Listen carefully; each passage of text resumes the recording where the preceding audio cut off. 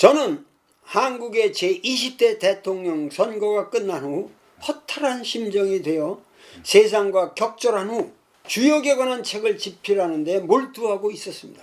그런데 절의 고도와도 같은 저의 적막한 서재에 갑자기 전화벨이 크게 울렸습니다.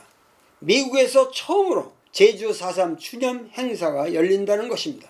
그것도 학문의 전당 하버드 대학에서, 그것도 제가 그 분위기를 잘 아는 패컬티 클럽에서, 그리고 저보고 추념사를 해주십사 하는 부탁이었습니다. 어떠한 주제에 관해 아주 열정적으로 몰두하여 집필하고 있을 때 전혀 다른 주제의 사건이 저의 의식 한가운데로 밀치고 들어오는 것은 참 곤혹스럽습니다. 거절할까 했는데 저는 기꺼이 그 청탁을 받아들일 수밖에 없었습니다.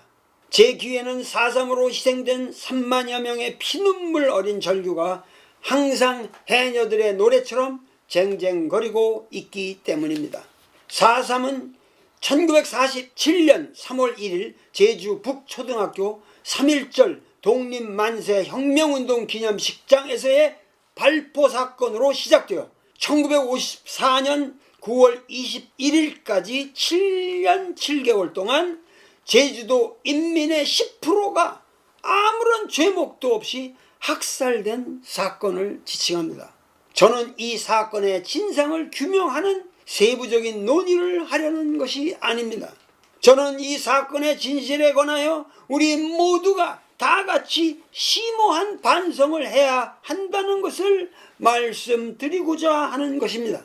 오늘 저 유럽의 동쪽에서 일어나고 있는 우크라이나 사태의 참상에 한 번만이라도 진실성 있는 시선을 던질 줄 아는 사람이라면 저러한 비극은 충분히 사전에 예방할 수 있었으며, 세계사적 정치 역학 구도로 볼 때 미국이 보다 현명한 밸런싱의 지혜를 가지고 있다면 미국과 러시아 그리고 우크라이나 인민들 모두에게 보다 행복한 결말을 가져올 수 있는 조처가 취해질 수 있었다는 것을 인류의 상식으로서 간파할 수 있었을 것입니다. 주역은 평화를 제11번째 꾀인 택괴의 형상으로서 상징적으로 말하고 있습니다. 이 궤를 보면 하늘이 하늘의 자리에 있지 않고 땅의 자리에 있습니다. 하늘이 땅 안에 있는 형상입니다. 하늘이 하늘의 자리에만 있고 점점 더 높게 올라가면 그것은 생명력 없는 관념의 허구일 뿐 촉촉한 대지의 물기와 만나 생명을 잉태할 수 없다는 것입니다. 하느님은 땅에서 땅과 함께 하늘을 동경해야 한다는 것입니다. 미국은 세계사의 하늘입니다. 최강국으로 온 인류가 키워왔습니다. 미국이라는 하늘은 더 높이 하늘로 올라갈 생각을 말고 땅으로 내려와야 합니다. 우크라이나 인민의 고통이 곧 나의 고통이 된다는 것을 깨달아야 합니다. 월남전에서 자국민 우수한 청년 5만 명의 목숨을 잃고도 왜 이러한 비극의 원인에 관하여 자성이 없는지 참으로 이해하기가 어렵습니다.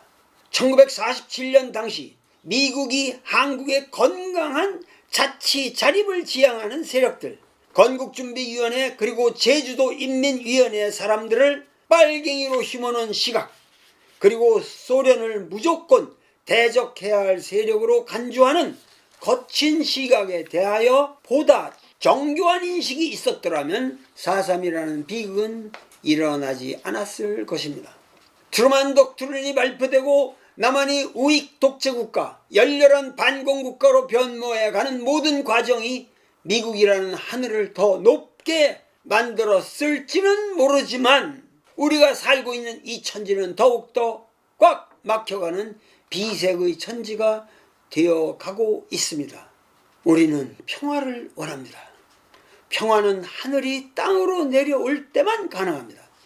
하버드의 철학자 화이트헤드도 하느님을 영원한 객체, eternal object로 말하지 않고 현실적 존재, actual entity로 말했습니다.